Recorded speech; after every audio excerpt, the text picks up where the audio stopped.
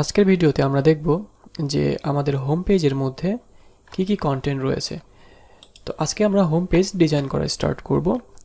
তো চলুন আমরা একটু হোম পেজটা এক নজর দেখে আসি যে এখানে আসলে আমাদের কি কাজ করতে হবে এবং কয়টা সেকশন নিতে হবে, তাহলে আপনারা ভালো মতো বুঝতে পারবেন।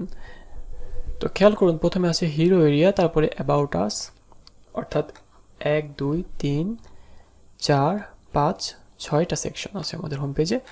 তো 6টা সেকশন খুব একটা সময় লাগার কথা না। আমাদের অলরেডি কালার, টাইপোগ্রাফি, ফন্ট, অর্থাৎ টাইপোগ্রাফি ফন্টের মধ্যেই তো পড়ে। তো এখন টাইপোগ্রাফি, কালার এগুলো আমাদের সিলেক্ট করা হয়ে গেছে। আমাদের শুধু কাজ করতে হবে ইমেজের এবং সেকশনগুলোর। তো এখানে সেকশনগুলোতে খেয়াল করুন একটা নির্দিষ্ট স্পেস রয়েছে উপরে এবং নিচে। তো আপনি যদি স্পেসগুলোকে দেখতে চান যে কতটুকু স্পেস দেওয়া আছে, তো খেয়াল করুন যে আমি উপর থেকে যদি একটা মেজারমেন্ট হিসাব করি, অর্থাৎ আমি যদি এখানে এক্স্যাক্টলি কতটুকু স্পেস রয়েছে আমি দেখতে চাই, তাহলে খেয়াল করুন যে এই স্পেস এবং এই স্পেস আমরা এতটুকু দেখতে যাচ্ছি। তো এখানে মিনিমাম ধরুন 100 পিক্সেল টপ এবং 100 পিক্সেল বটম। এটা আমরা একটা আইডিয়া করে নিচ্ছি আপাতত। এখন এইটা আমাদের যে টার্গেট সেটা হচ্ছে আমরা যখন একটা ডিজাইন করব বা আমরা যে কোনো একটা প্রজেক্ট যখন করব, তখন প্রত্যেকটা সেকশনের যে স্পেস, এই স্পেসিংগুলো আমাদের একটু খেয়াল রাখতে হবে।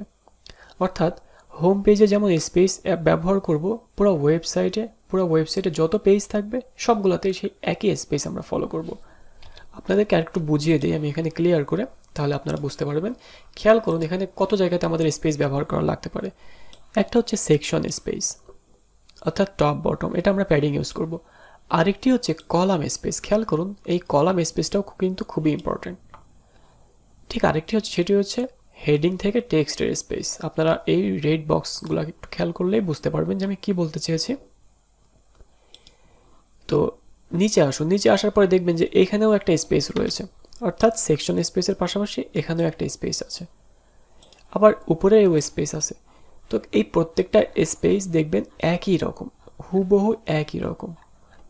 তো যখন আপনি একই রকম করবেন তখন একটা ওয়েবসাইট দেখতে এমনি সুন্দর হয়ে যাবে। ঠিক ফন্টের ব্যাপারে খেয়াল করুন, এখানে যেই সাইজ এখানে সেই একই সাইজ, এখানে একই রকম সাইজ আছে, এখানেও একই রকম সাইজ।